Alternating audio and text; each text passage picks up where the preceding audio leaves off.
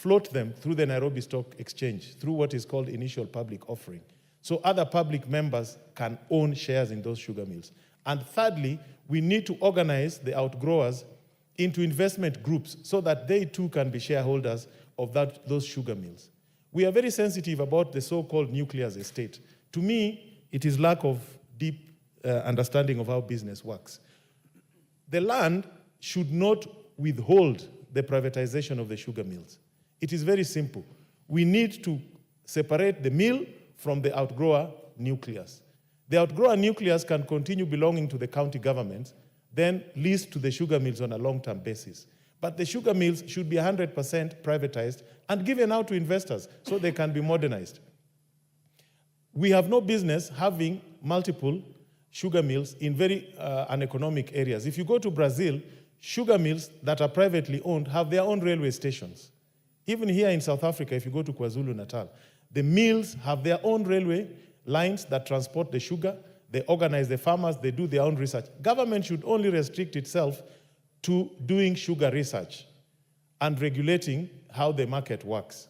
But we have no business as a government being in the sugar mill. Today, the proposed privatization has stalled in court. Why? Because of politicians. Some politicians have organized themselves from Western Kenya, incited some farmers, and gone to court to stop the privatization so that they can continue stealing. There was a time we went to Nzoia Sugar. We gave 150 tractors with the former prime minister to outgrowers of Nzoia.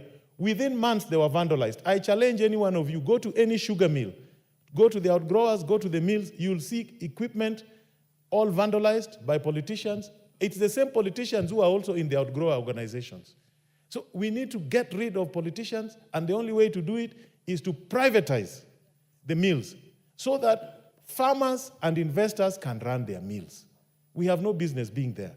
Mr. Speaker, let me end so that I give my colleagues time also to contribute by simply saying, let us not be beholden to traditional way of thinking, how business is conducted. We cannot, as a government, continue selling meat, selling eggs, having parastatals that do things that the private sector can do better, and we are holding on to them. It is time to let the sugar industry go to the private hands. It will make profit, but not to the current millers. When we are privatizing Miwani, Chemelil, we cannot allow Kibos Sugar to own them. When we are privatizing Nzoia, we cannot allow Butali to own them.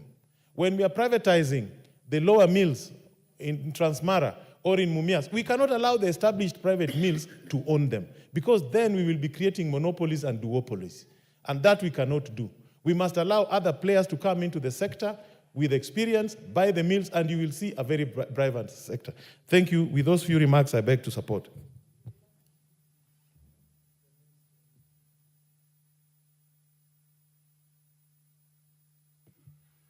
Honorable Ruth Odinga came after Honorable Bensouda. Joyce and Honorable Bensouda came after Honorable Beatrice Kemei. But I like the name Ruth Odinga. I want Ruth Odinga to speak because she's a farmer. Thank you, Mr. Speaker. I am very honored, and Bensouda, I'm sure that you know that in order of seniority, I have been allowed by the Speaker to speak before you. I would like to actually start off by saying that for me, I'm very radical. I believe that the sugar sector should be privatized. I am a farmer. I come from the sugar belt area. And at the moment, my farms are not actually doing any commercial sugarcane farming because there is too much cartels, number one. There's a lot of cartels. And I'll try to tell you this without fear, that when you look at the sugar sector, you find that mostly, a lot of the times, these cartels that operate are operating within the government sector. And those government sectors are the ones who actually own those sugarcane. For example, there's a time that the Kenya Sugar Board would be giving even the mills like Mumias the license to import sugar. And the Mumias would be importing the sugar, bringing it in, packaging it in Mumias sugar packages and then selling it out. Now, what does that tell you? It tells you that there was no way the local farmers who are actually dependent, the outgrowers that are dependent on Mumias sugar, would be able to actually take their sugar cane to be milled in Mumias sugar.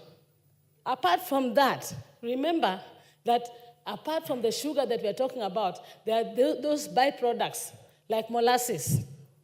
There are so many people who are dependent on molasses, even industries. Like, for example, I will give you one.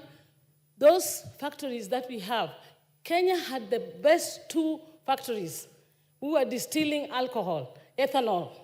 That is Spectre and also Moroni, what do you call, agrochemical. And those 2 sugar sectors actually, those 2 industries are actually underproducing and used to be the only ethanol producing factories in the whole of East Africa. Now, because of the lack of the byproduct molasses, which comes from the industry, from the sugar industry, we do not have, and we're not able to actually operate. Spectre International, that was employing more than 500 people, is closed down. Agrochemical is underproducing because they do not have the sugar cane.